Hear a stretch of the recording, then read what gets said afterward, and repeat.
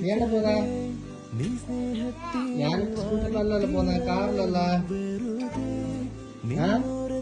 നീ ഞാന് റെഡി ആകുമ്പോഴേക്ക്